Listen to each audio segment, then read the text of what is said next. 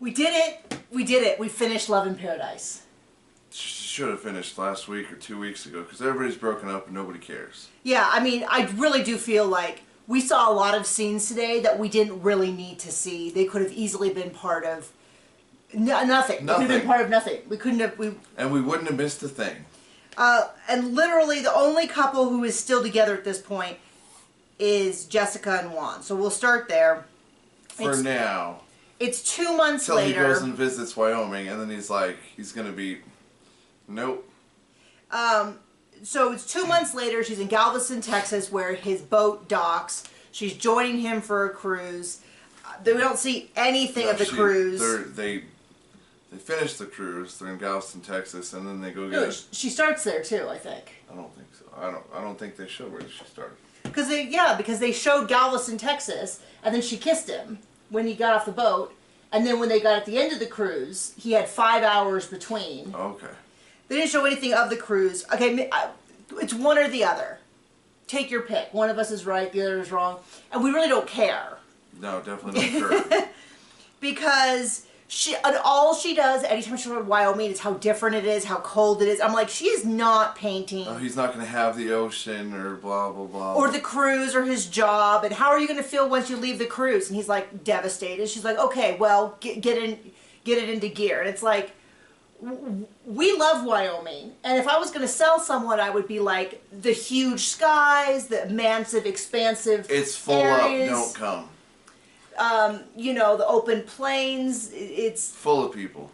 You know, there's gorgeous areas like Yellowstone, and where we were had, you know, anywhere near a river or a lake or something is nice and green and beautiful. If you ever driven on the 80 though, you know there's a lot of stuff that's just open. Oh my gosh. We don't mind that. Try that in the winter. Yeah, we have stories about the 80. So I heard from someone say that the locals told them, do not put the 80 here. It's going to pass through these mountains, and these mountains have terrible weather. And they're like, screw you, we have the land, we're putting it through here. And then every winter... Guess what? It's closed at least half a winter. Yeah, I mean, like, it's... closed. Yeah, and so... Like, when it's not closed, there are 7 jackknife trucks on both sides and stuff in the middle, and everybody hitting everybody, because it's a solid block of ice road. And wind, and... Well, when we went... Was and it like wind. March and April? Lord. It was a dumb time to go, and we went. It was not the dead of winter. If I remember correctly, down by Laramie and Cheyenne, the snow was pretty much gone.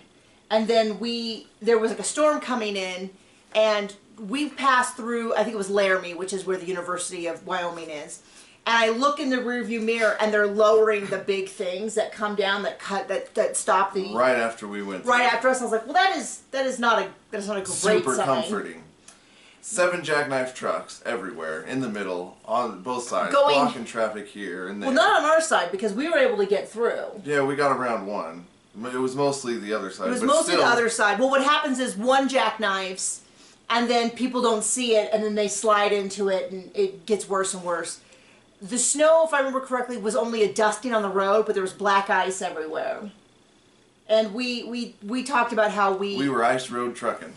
We were fine. Right until we weren't. And then we hit a spot and we spun out. Gust of wind smacked the excursion at like 80 miles or above, and it was just driving to not driving. Driving to like slowly shifting sideways, and then we went out. Nothing was slow about off the road. So we were going 45, and then we were going 45 sideways. And we just kept going off the road, and we were like in a pack of like 5 cars, and we slid off the road. We kept going through probably like a foot of snow. And then hit 4-wheel drive, stomped on the gas, and said, "Oh Jesus, help us!" And we kept going, slid back onto the road, and then we were at the back. We had gone from the front to the back. We did a 360 from the front to the back, and just kept on driving, and was like, "We're never doing this again."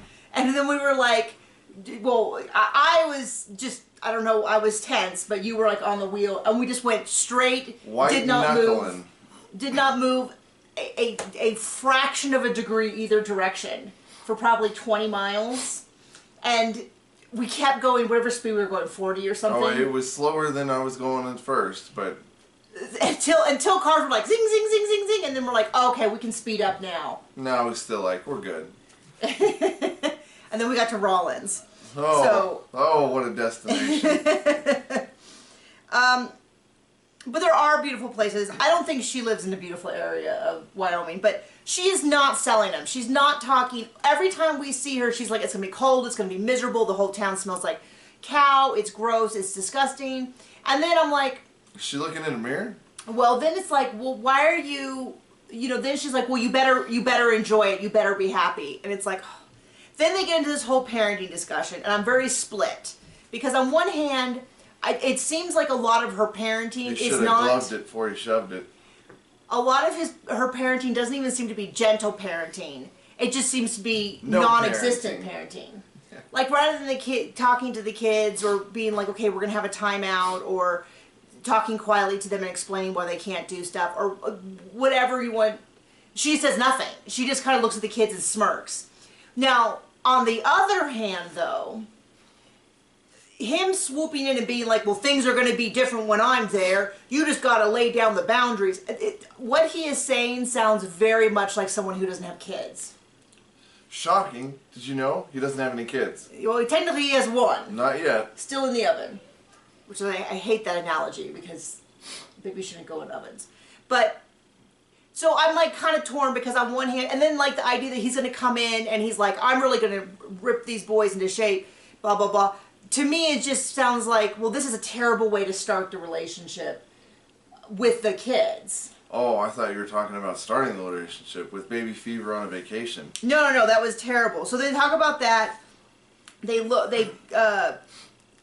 And then he's like, you know, I'm really worried about, you know, I'm going to miss Columbia. I'm going to miss the trees, the green, to go someplace cold. I don't know if I can do it. And I thought, well, it's a little late now. When she had the baby fever, you should have said no. No, that's not responsible. I'm going to at least visit Wyoming once before we have a child.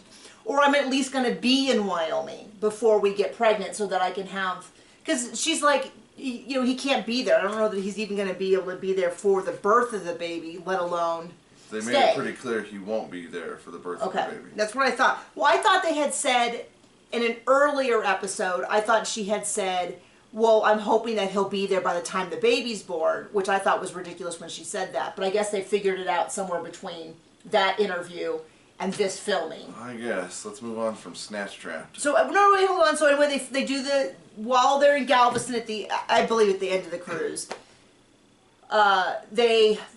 he can leave for like 4 hours, so they go to an ultrasound place to find out 4 to 5 hours. So they can find out if it's a boy or a girl, and it's a boy. So another boy, and that's the end of that. And I don't care about them. Speaking of things we don't care about, who's next? You tell me. Like I remember. Who do you want? Let's go with Scott. Let's go with Scott. Over with again, because it was over last time, but now it's over again.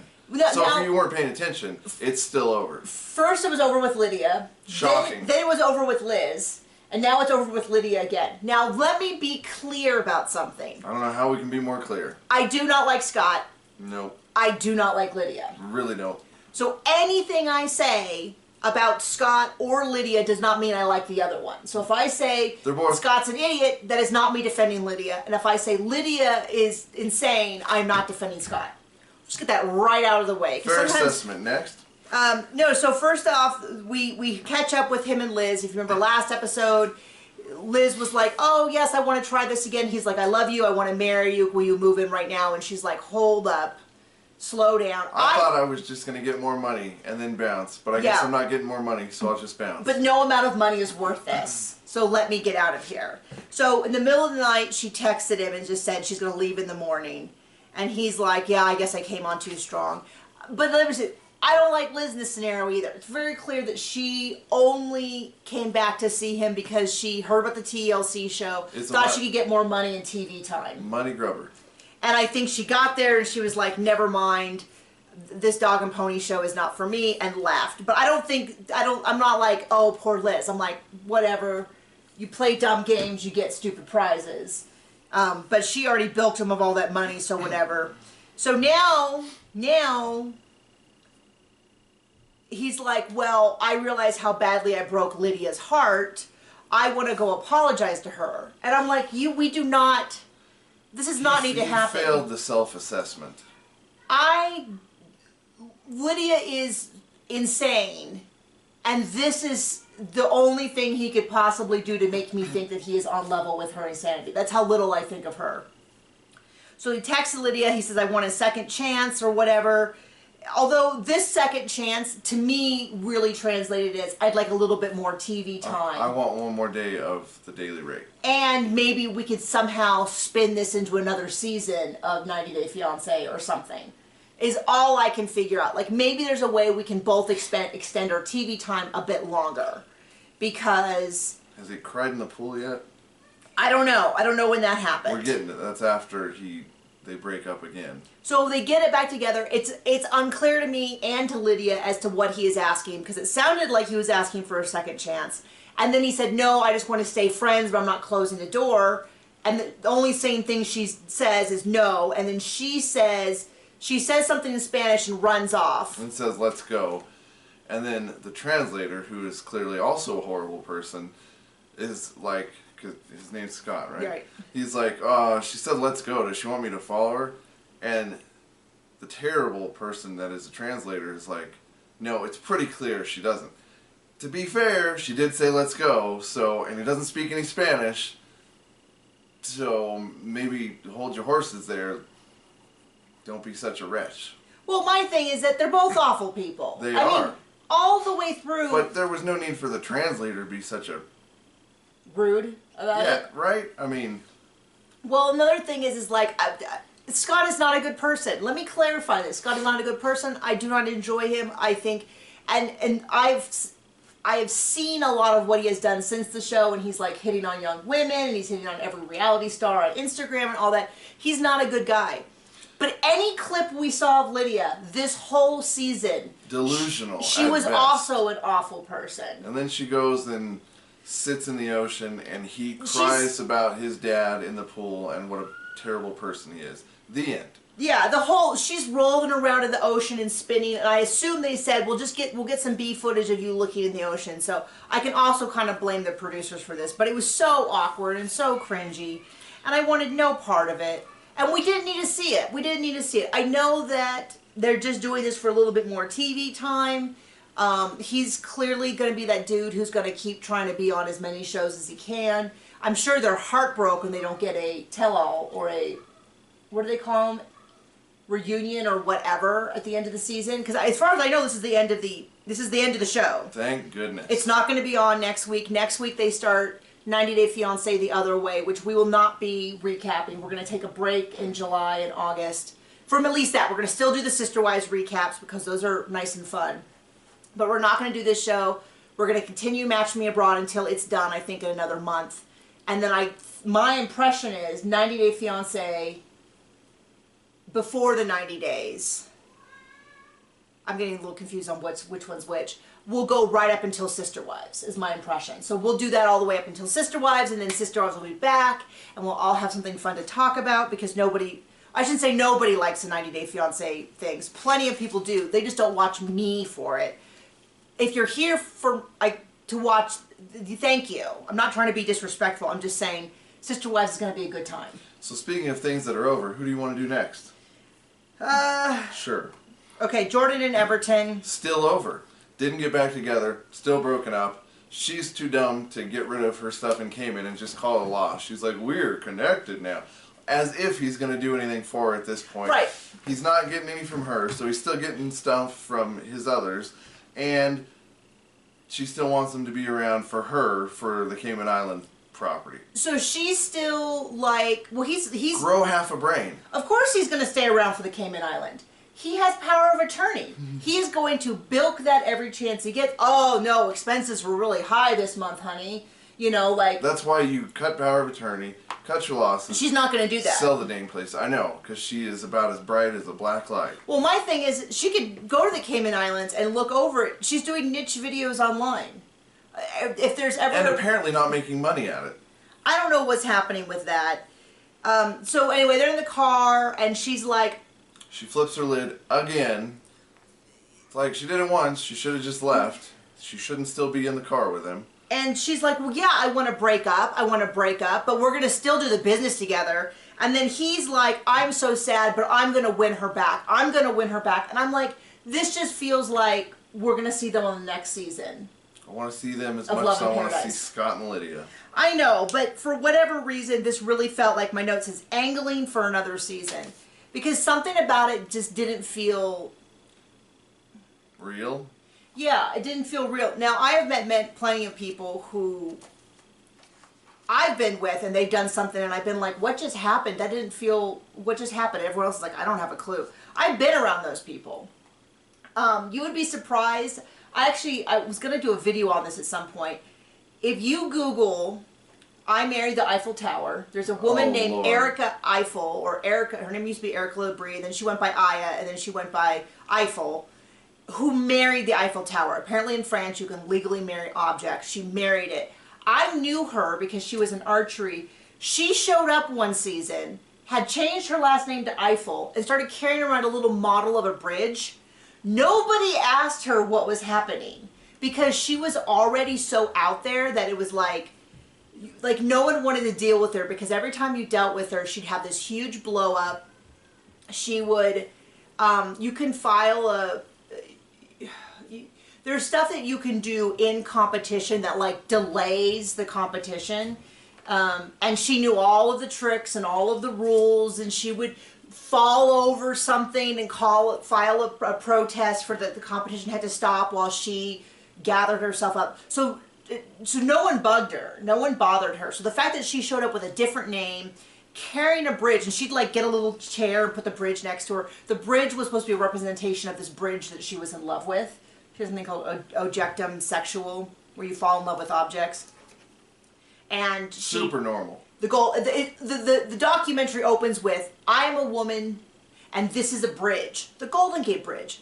And despite our many differences, we are very much in love. And she had a piece of the Golden Bridge that she traveled with. Concerns me because usually bridges are like you need all of your parts. You don't have like accessories that can be removed. Like she had like a big iron girder, and it was very, very odd. But I'll tell you, when you're around really odd people who behave in really odd ways... Leave crazy to do their thing, or you get a knife in the back. You don't ask too many questions. The craziness. Like, I literally, before this all came out, because it came out in a documentary from England, like a month earlier, I had filed a protest with USA Archery, because I said I felt unsafe.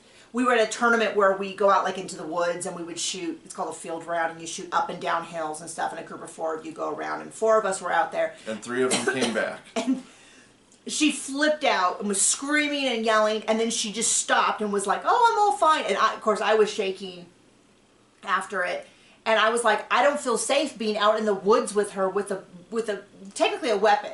The kind of bows we shoot aren't really, I mean, they are weapons, but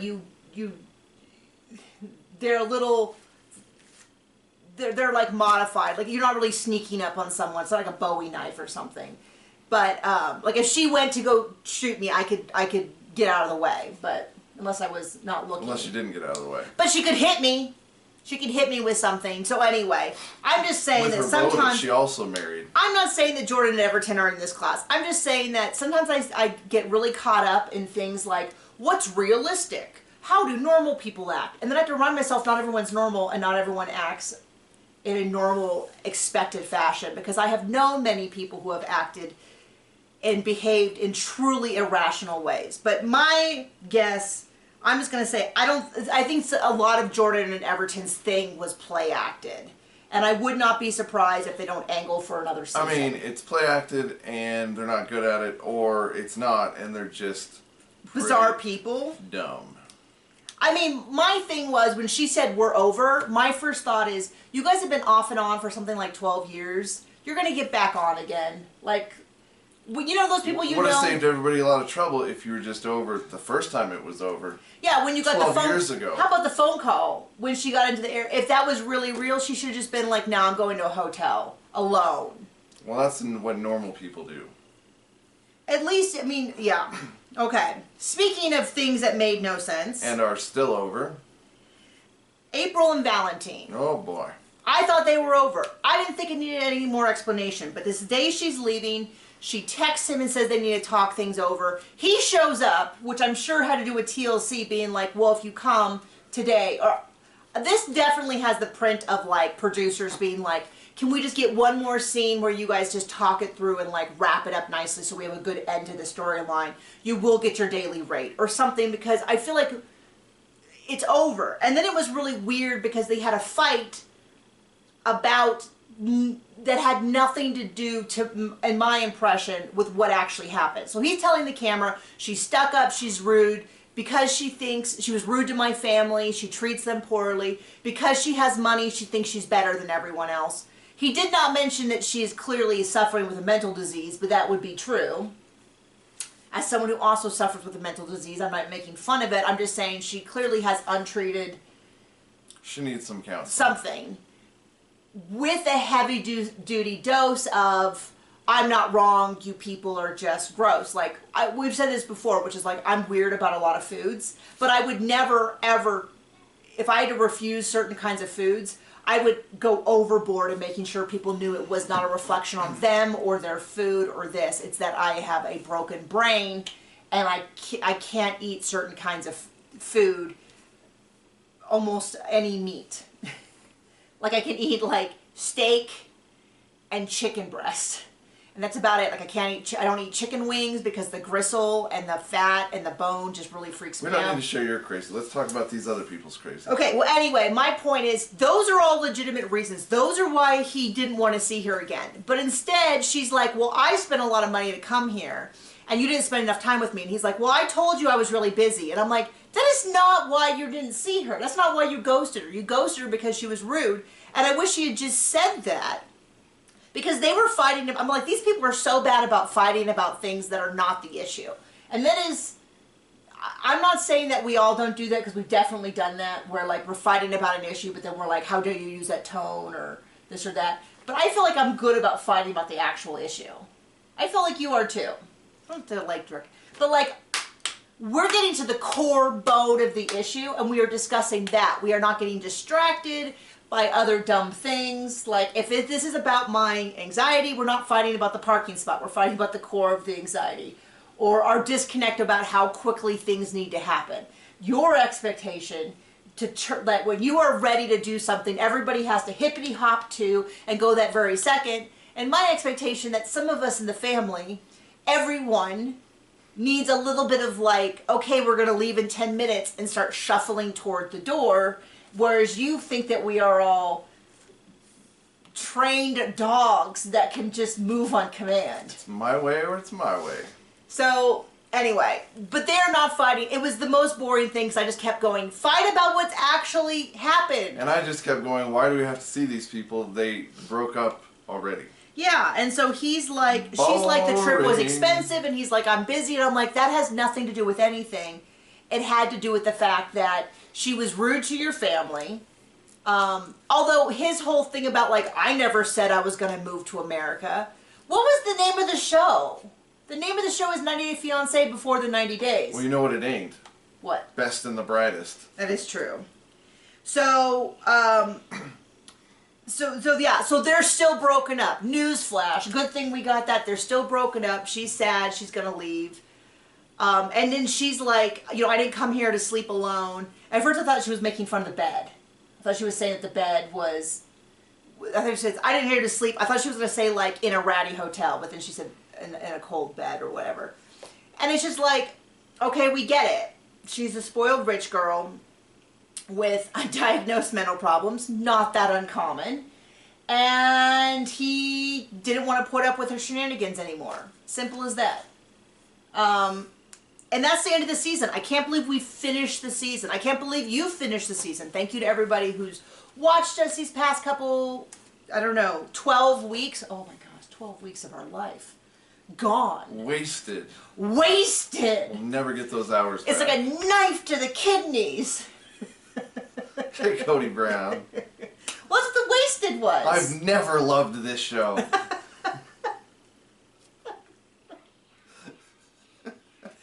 So dumb. Thank you for those of you who join us every week. I know a lot of you, at least say, those who comment, a lot of you have said that you just like to put us on in the morning to talk. We're going to try to get back to, now that we're going to be going from 4 shows a week down to 3, and then hopefully down to 2. Can't count. from 4 to 3 and then 3 to 2. Anyway, we're going to try to bring back a lot more of our blog content, which is going to be more of us just like doing our life. We started recording stuff. We still have to tell you the long story about the well. I'm sure you're not interested, but we have videos of like what it looked like. It's actually pretty impressive. I had no idea the water line was as low as it was. It was literally, we were in a hole to about, on me to about here. I think maybe to here. And that was where the water and the electric line was. And I was like, oh, we're definitely not going to hit these on accident. Like, because I was like, oh, well, what if we, like, you know, X, Y, Z. Anyway, so we have that. We creating videos of, we went to a play. We're going to go help out with the Gem and Mineral Fair. I'm going to go to therapy. I'm not going to film that, but you should go to therapy. I'm practicing what I preach, and I'm going to go to therapy. And all that great stuff. So we will still see you plenty. Okay, bye. Join us for OnlyFans.